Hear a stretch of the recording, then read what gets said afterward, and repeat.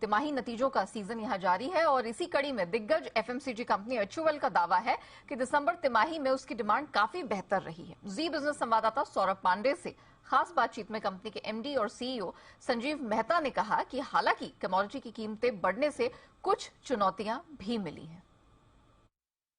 अगर डिमांड की बात करें तो रूरल और अर्बन में किस तरह का आप डिमांड देख रहे हैं?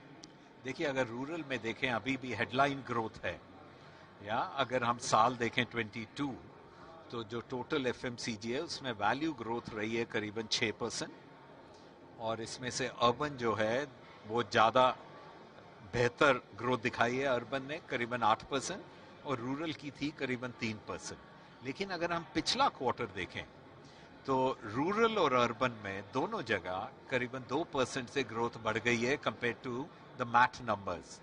तो ये अच्छा साइन है। There is a stress on volume में इसलिए स्ट्रेस रहा है क्योंकि price increase because of commodity के प्राइसेस जो इतने बढ़ गए हैं वो रहे हैं because this has been unprecedented. ऐसे 20-30 सालों में हमने इतने कमोडिटी प्राइस इंक्रीज देखे नहीं थे।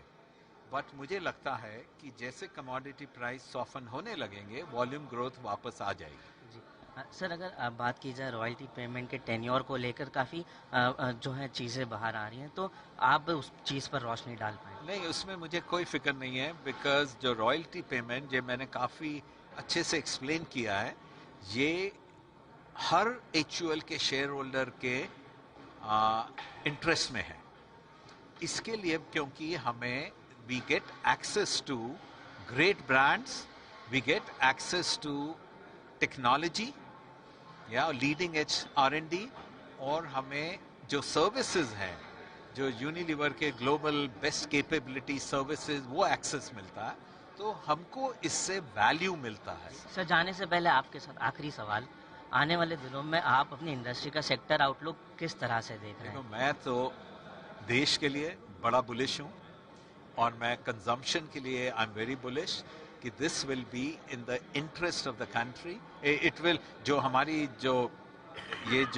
ग्रोथ रहेगी, it is not just in this decade but for many decades to come India will be a very bright spot.